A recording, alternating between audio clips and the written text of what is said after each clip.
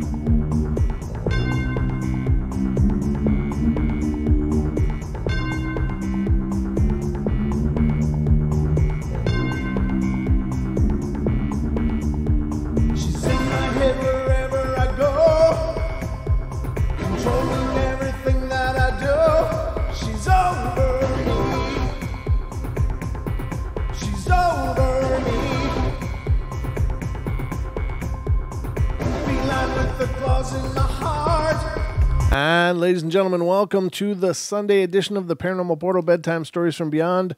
I'm your host, Brent Thomas, and you have arrived. It is now the time for the bedtime stories, and you know what that means. It's time for bed.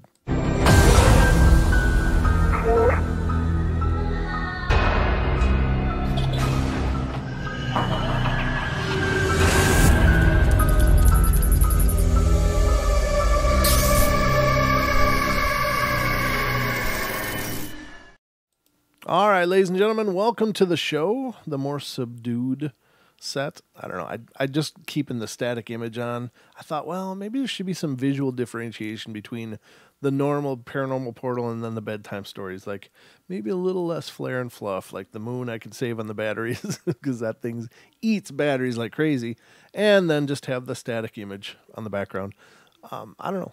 Just an idea. I'm just keep toying. I keep trying to evolve and develop and I don't know, give the show, each part of the show its own little personality. So anyway, welcome to the show, and hope you guys are having a wonderful weekend. We had a couple of wonderful shows. Don and I had just a blast last night, and thank you to all of you who showed up for that. And if you missed it, I do recommend you check it out. And then on Friday night, we had an amazing show with Duke. That was brilliant. I see, Duke, you're in the chat. Great to see you, brother.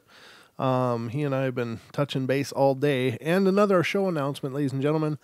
This coming Saturday, which will be the 9th, we will be having Kevin Lang back on to discuss Glag and so much more. So he'll be returning on the 9th, and we're going to continue that discussion. And I got a bunch of other shows I'm trying to book up as well. I'll get those announcements out to you as soon as I have them.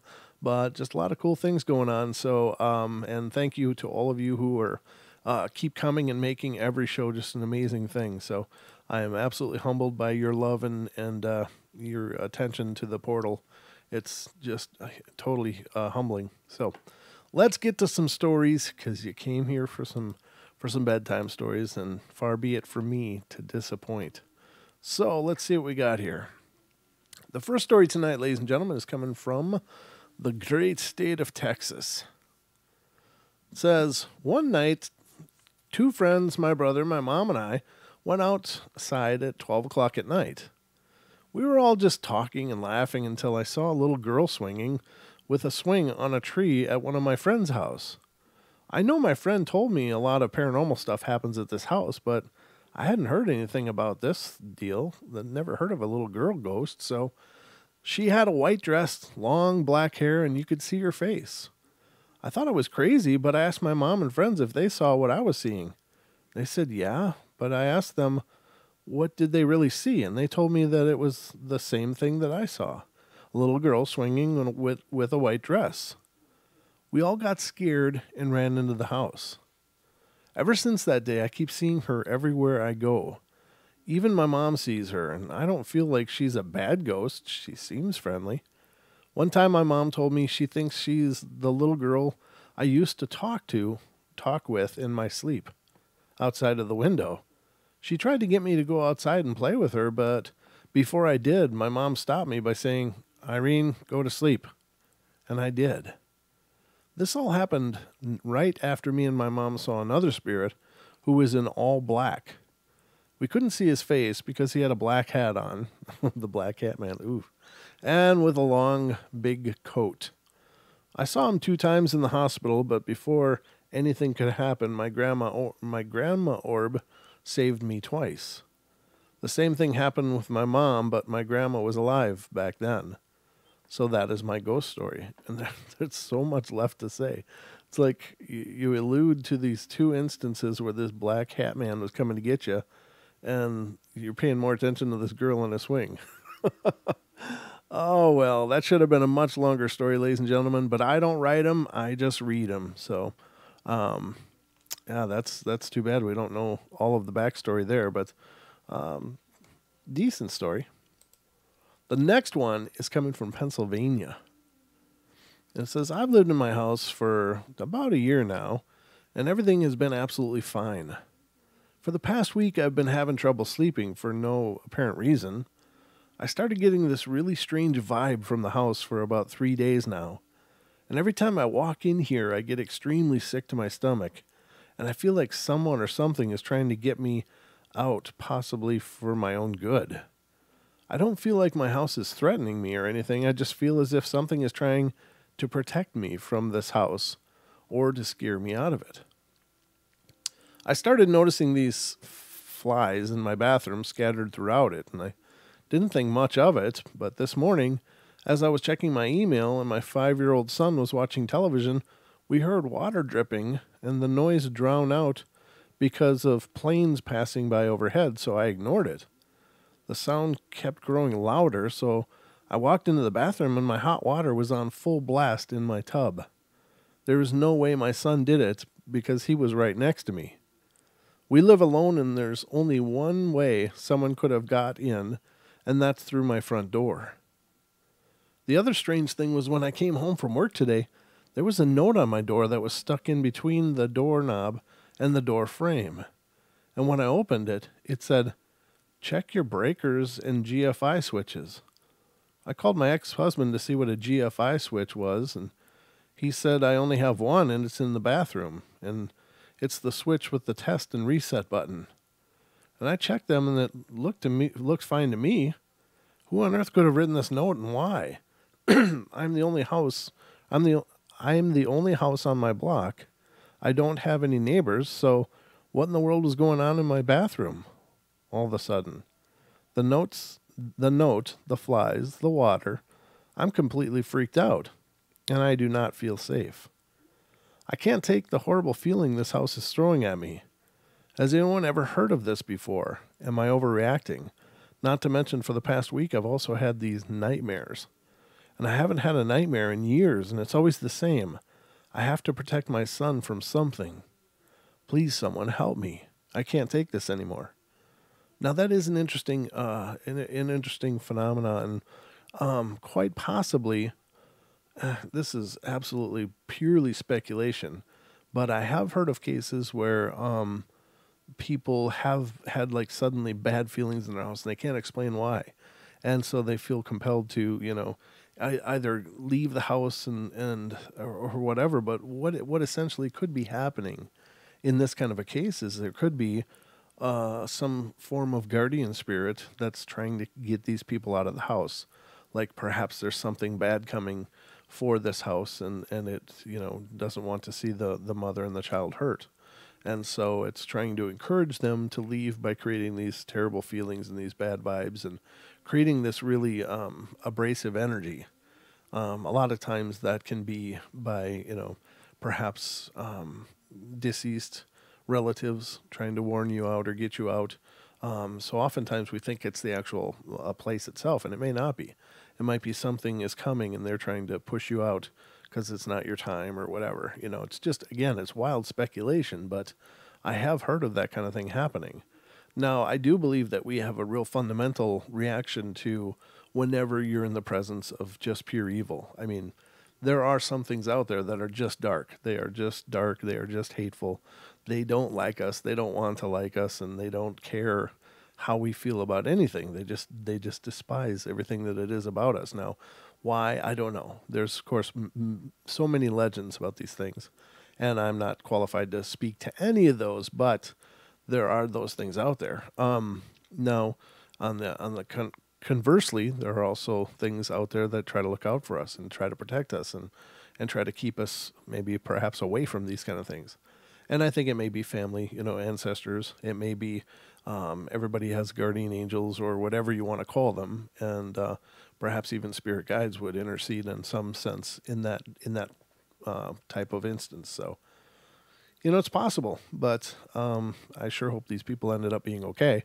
Again, the story's from 2007, so whatever's happened has long since happened, and we're hearing about it much later. So it's not like I can get involved and try to figure out what's going on with this person, but, I do always hope for the best. So the next story is coming out of Nebraska. It says, I'm a Christian, not a real holy roller type of Christian, but I'm Christian. And I believe in God and Jesus and the Bible, and I try to live my life as a decent person and raise my family as such. And as a Christian, I've tried to speak with a few ministers and even a Catholic priest regarding what's going on. And I've been told that if I believe in anything paranormal, I cannot be a true Christian.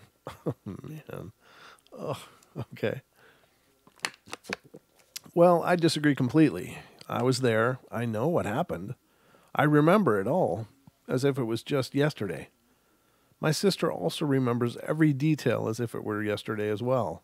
Not that she will talk about it all that much, but for a long time she would not talk about it at all to anybody. Now I feel I've found a venue where I can share my experiences, get them out, and share them with others who are sharing as well. And before the loss of my grandfather, he acknowledged the happenings in the house. My parent also finally spoke of them very infrequently, then would change the subject. My parents divorced about 4 years after all of this, but even separately, they would not speak much about this house. When they did, they were still so frightened, it almost made them seem angry. When I was a child of about 9, my sister was 5, we lived in a small older house in Omaha. I believe they are called cement slab houses because they do not have any basement, just a cement slab as a foundation. This house had the strangest layout I've ever seen. As you walked in through the one and only door in the house, you entered the kitchen. It was very large, and then a small hallway, with the bathroom off to the left, a little further down the hallway, and there was a laundry room, and at the end of this hallway was a staircase leading up to the second floor. At the top of the stairs was a bedroom, and then a living room, family room, and another bedroom, and a sun porch.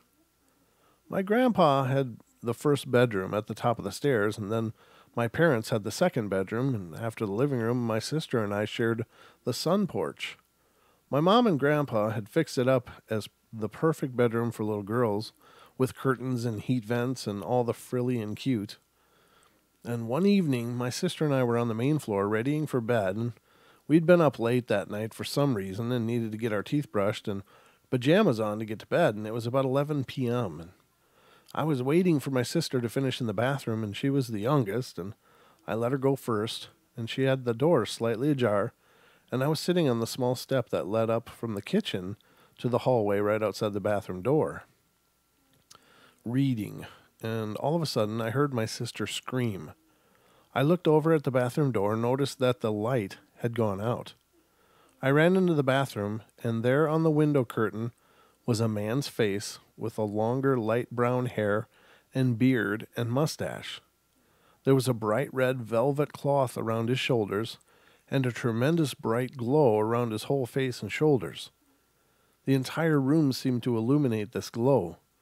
My sister inched beside me, and we were, of course, staring at the whatever the hell it was, and it said, "Do not turn on the lights. I will not hurt you." Yeah, right. I turned on the lights as quick as I could, and it was gone. I spent the next 10 to 20 minutes trying to convince my sister that it was all a joke and all our imagination and we should just go to bed. I was shaking inside worse than I could remember, even to this point in my life. We went to bed, and I, of course, was wide awake from what seemed like forever, and all at once, around 1 a.m., my dad jumps up, and all of us hear a tremendous racket on the second floor, which we were on.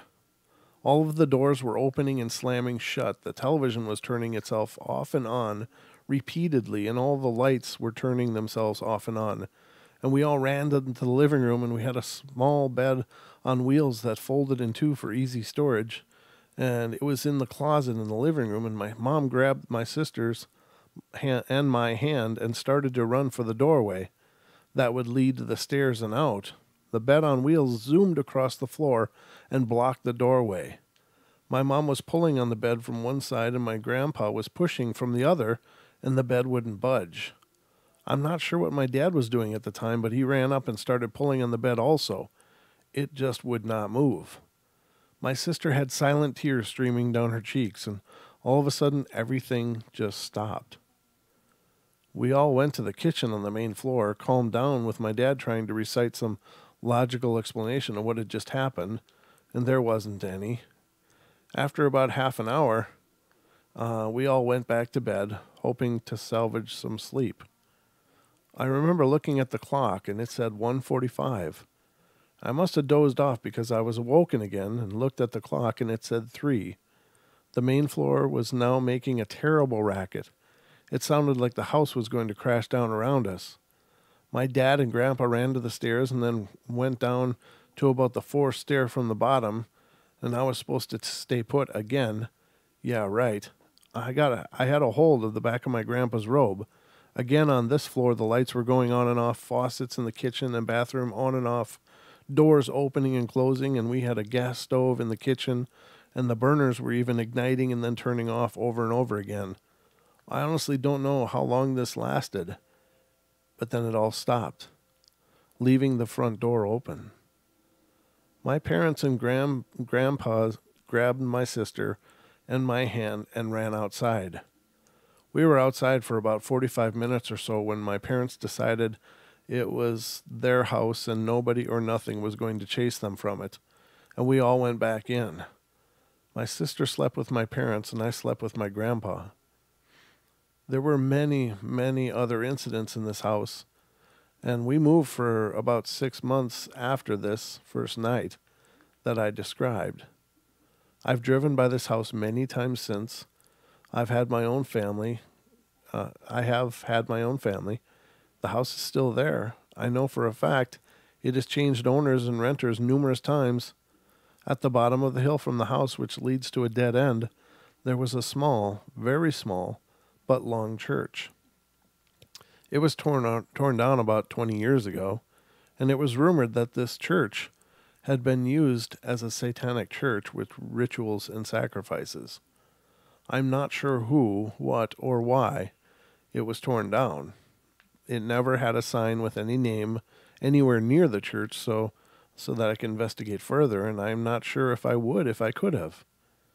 These events seem to open up some type of door because, well, let's just say that there have been strange things happening my entire life. Of course, not every day, but enough. That is very intense. Now that sounds really like a poltergeist kind of thing. I don't know. She said she was 11. Was that the ages? I don't know. She was 9 and the sister was 5. So it could be about that age. You know, poltergeists tend to manifest most often, and I don't know why. Perhaps it has to do with the hormonal changes or whatever, but they tend to manifest around pubescent or prepubescent girls, usually around the ages of 9 to 11 until, through the teen years. And generally, poltergeist phenomena are generally pretty short-lived. They're very, very intense. There are many people that believe that poltergeists are manifest by the person, and that's possible. I don't know. I guess it's all theories, but I've never heard any other explanation. Of course, there's the other school of thought is that poltergeists are their own kind of entity, And I don't know. But yeah, that kind of an intense series of events is energetically has to be nearly connected to a living person, because as I understand it, spiritual manifestations take quite a bit of energy, and even to move small things, and when you're talking about a whole house essentially exploding in activity, that's either a full-blown demon or devil, or it's one hell of a poltergeist. But whatever the case, I don't know, that would be intense. All right, the next one is coming out of Ohio. Man, D, your state comes up a lot in these. I grew up in a small town, more projects than anything else, and we lived in the new homes before moving to a small farming community when my mom divorced my dad and we moved in with my mom's new husband in his farmhouse. It doesn't sound like it took her long to sort it out. I'm sorry. I don't know. Excuse me. This had all the markings of a haunted home. The basement had a dirt floor room, very low ceilings, and the only thing we had down there were shelves for when we canned. Yeah, it's called a root cellar, yeah. I rarely ever went down there. I had a small room downstairs that was previously used as an office, while my parents' and brother's room were upstairs, and I always felt uneasy being in that house. Just looking at it gives me the goosebumps to this very day. A couple of things happened.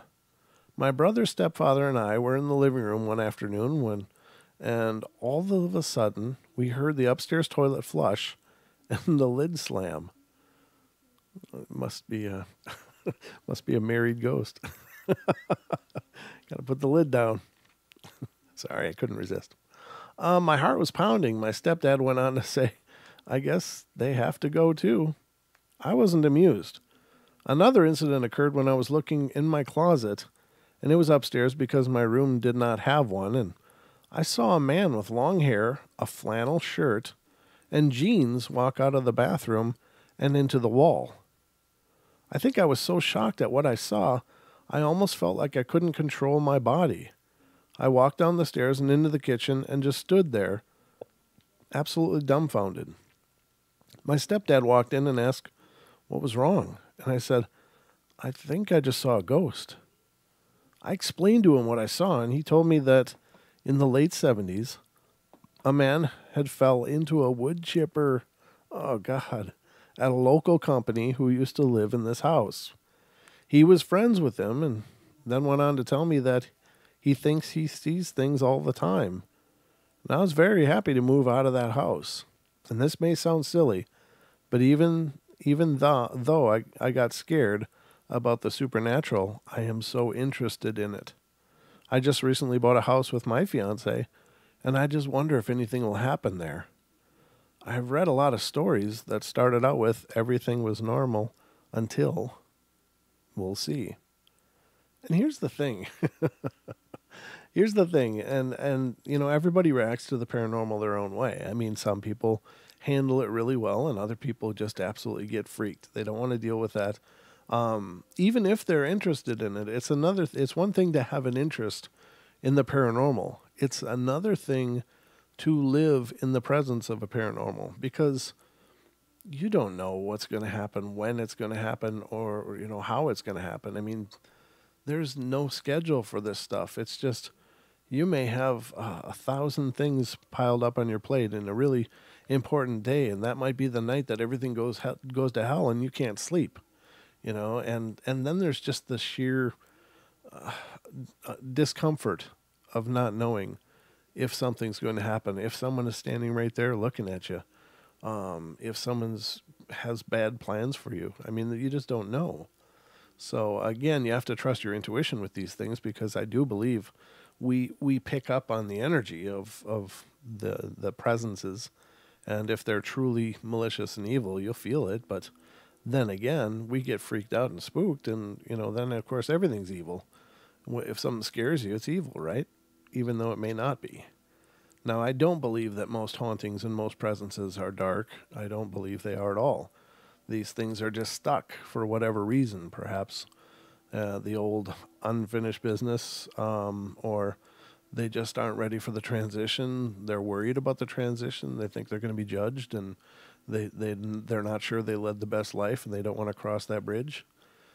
Because a lot of fear-based religions would say, if you're not good, if you haven't done these things, then you can look forward to swimming in the pool of fire, and who the hell wants to rush into that? So I think that some earthbound spirits are just terrified out of their eternity. I mean, they just don't want to go because they don't know what they're going to face. So I think that happens a lot, and so they stick with what they're familiar with. And they don't want to cause problems. They're still the same people they were when they were alive.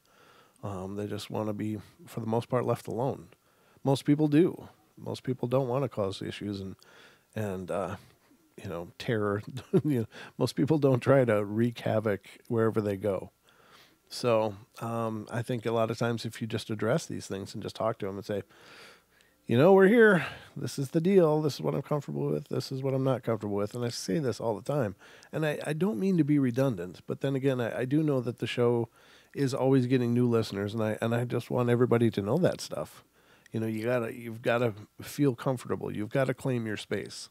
So if there is a presence around, you've got to claim your space. And even if it's scary to do it, you've got to do it because, if it is dark, if it is ugly, if it is evil, then you got to get rid of it. Now, Jeffrey Seelman, who's been a guest on the show, he's an exorcist as well as a spiritual teacher. He doesn't believe that there's ever any reason to tolerate a spirit hanging around, and it's up to you. I mean, I don't necessarily share that opinion, but, I respect his opinion, and I respect that that's his opinion, and I don't fault him for that, but that kind of stuff doesn't bother me. But, I don't know. So again, to be enthusiastic about the paranormal is one thing, but to be anxiously anticipating, something moving is I think it's fine in and of itself. But, the other side of it is what if it is something there? And what if it's really something you don't want there? And then you've got to deal with it. So be careful what you wish for. That's all I'm going to say. All right. The next one is coming from Florida, ladies and gentlemen, Florida. There's even trouble in paradise. All right, so let's see what's going on in Florida. And this is quite a long one. So is this? No, I don't know. We'll probably do one or two more after this, but we'll see. Growing up, I always liked anyone else who had older siblings and have had them tell me stories to scare me. Growing up, I always liked anyone else who had older siblings and have had them tell me stories to scare me. That's an interesting intro. Sorry, it just felt really awkward. Now, in this particular story, it wouldn't have been so bad if it were just my oldest brother telling me the story, but I remember my mom telling me as well. And let me start off by saying I come from a big family, and there are 6 of us children that my mom had, 4 older boys, and I am the younger brother. Let's see. So I guess you got a sister in there. Or 2. Anyway, sorry. I'm just doing the math in my head here. It's like, wait, what? All right. The story begins in a little house that we all lived in, except my younger brother on account he wasn't born yet. There were 3 bedrooms in the home, and the first bedroom was the 2 oldest boys shared. Second was the two younger of the 4 brothers shared. And then there was me, who slept in my mom's room in a cradle. According to my oldest brother, one night before going to bed, all of them were being rowdy and decided they all wanted to sleep in the same room to see who could stay up the longest. So they all went ahead and asked my mom for mom's permission to sleep all together in one room, and my mom said it was okay on one condition, that they all not be so loud because I was asleep. And tried to at least go to bed at a decent hour, and they agreed and went to the room. At one point, the boys began to get loud and rowdy again, and my mom was forced to go in and give them a warning.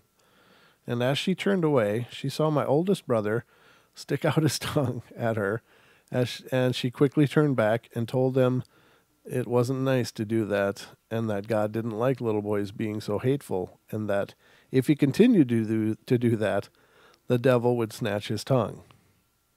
Jeez. Now keep in mind, my mom, who at the time was a profound Catholic, and not to mention Hispanic, and, well, God and the devil played big roles in her life. My brother, not liking that comment she made in return, said, well, if that's true, then I'll be seeing him soon. Ooh, that's... My mom scorned him and turned and walked out of the room.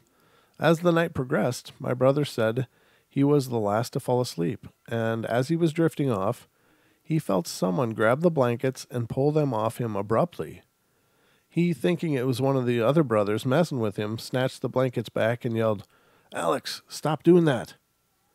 And of course, there was no response from Alex because he was already fast asleep. My brother was laying on his side, keep in mind, so that he felt someone tug at his toes, and he opened his eyes, this time to see if it was Alex or one of the other boys, and to his surprise, he saw a very dark figure staring back at him at the end of the bed near his feet.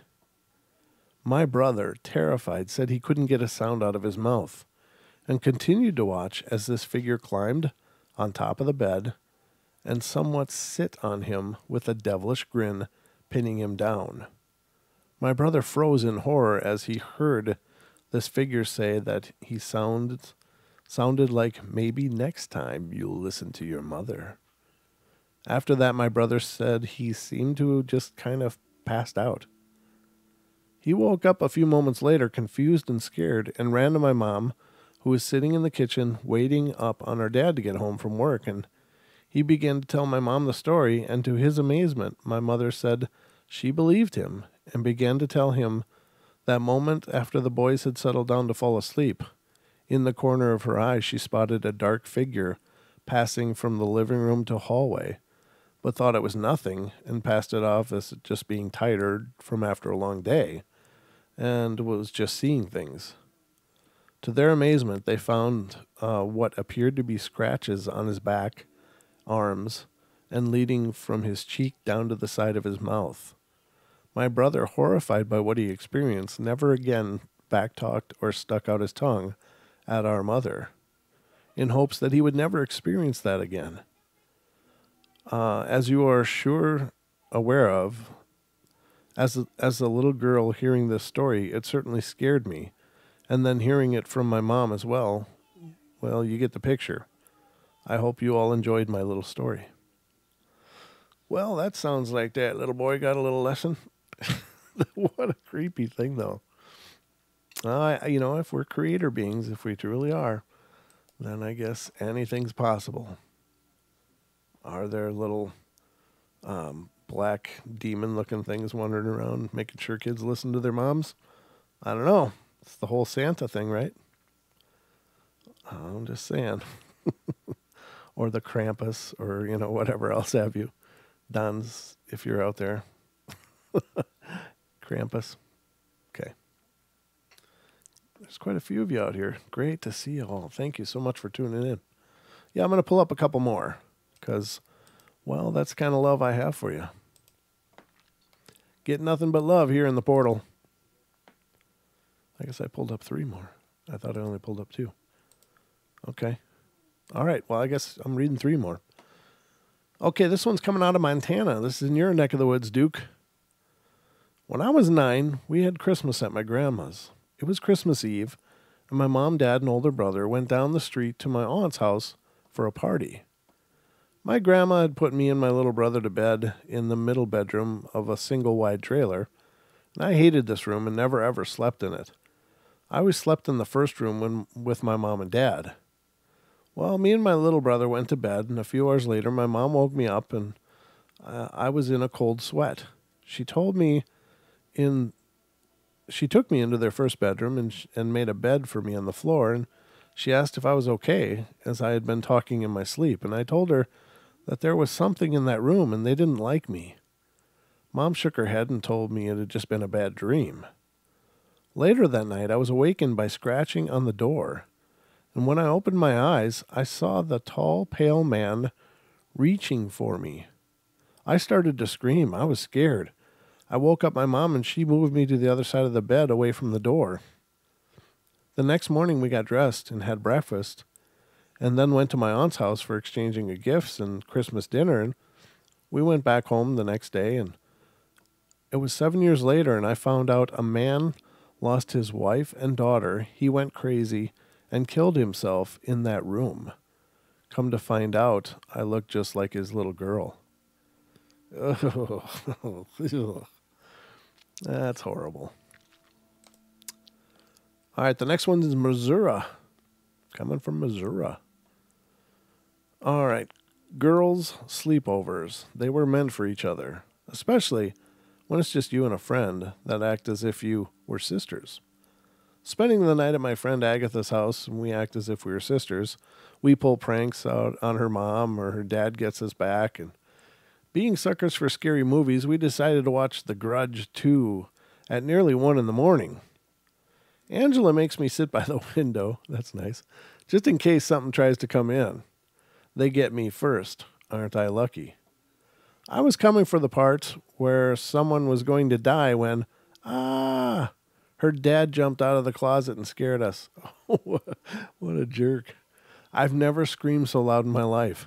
He laughed and joked at us while we were trying to make it look as if we knew he was there the whole time. Yeah, sure, Dad. We knew you were there. We kept on telling those lies until he laughed his way out of the room. Eventually, we started up the movie again and watched it through. And how about we watch Texas Chainsaw Massacre? Angela asked. Sure, why not? I said. Watching that scared us out of our skins. I never thought we'd get to sleep. Later that night, we were sleeping, me next to the window, of course, and when we awoke to the sound of a chainsaw. We were so scared we nearly wet ourselves. Laughing once more was her father, who we were ticked at. He laughed until he cried, then left the room. Oh, you shouldn't have done that, her mom said in the hallway between Angela's room and the bathroom. Well, I did, he said, firing up the chainsaw once more. The neighbors are going to have a fit if you keep those screaming. And her mom said, okay, then I'll give them a show too, he said. Then her mom came in and told us she was sorry and for what Angela's dad did to us, and we told her it was fine, but we said nothing about getting him back. We made a plan to put the ring on in their room, and then we would hide under the bed so they would freak out. It sounded good, until we couldn't find the movie. We searched everywhere for it in her room, and she remembered it was in the living room. The living room was down the hall from her parents' room, and they always kept the door open, and somehow we had to get past them without seeing or hearing us. Slowly, we snuck into the living room, and she got the movie, and I hid under the bed, and the bed is against the wall with the TV in front of, and windows on both sides, and she put the movie in to where she was coming out of the wall, or out of the well, and it was paused, and grabbed the other remotes. She snuck under the bed and pushed play, but we heard nothing. She thought she hadn't pushed the button hard enough, so she tried again. Still nothing. She tried once more, and then the TV turned off. I thought one of us had hit the power button, so I turned the TV back on, but it turned off again. We were freaked out. Do they have another remote? I asked. No, I've got them all, she said, and she did. She just gasped and hit my arm. I looked to where she was looking, and there was someone looking, no glaring, in on us. Angela, we're on the second floor, I said. She said nothing. How could someone be there looking in on us?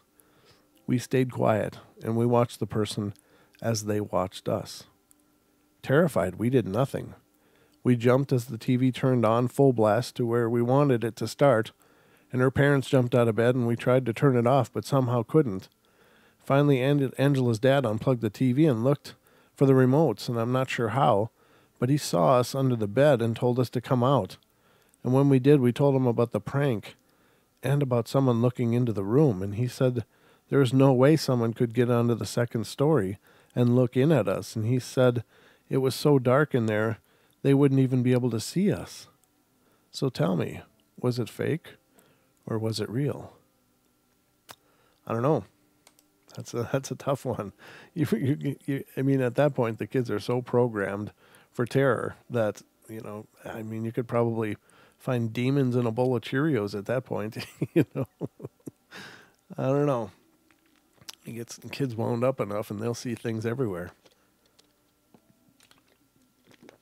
And they'll believe it.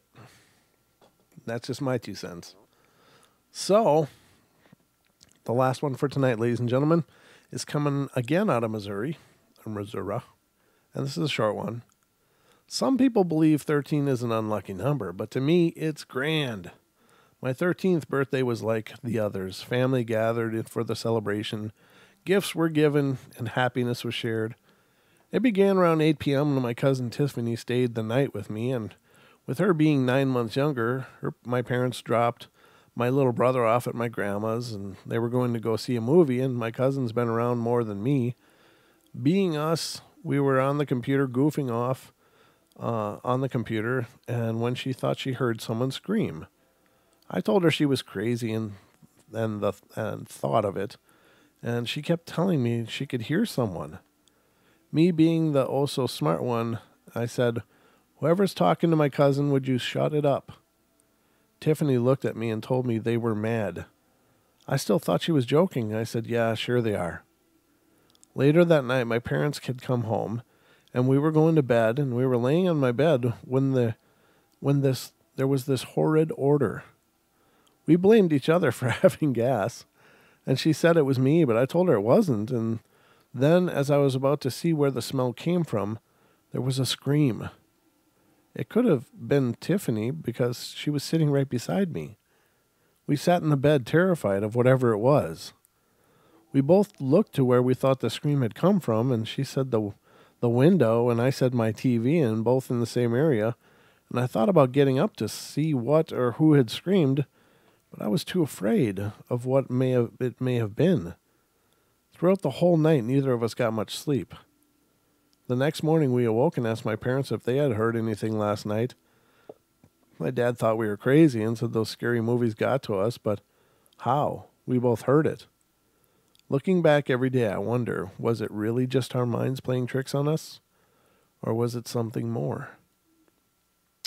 Could be something more, but again, young, impressionable, and creative minds.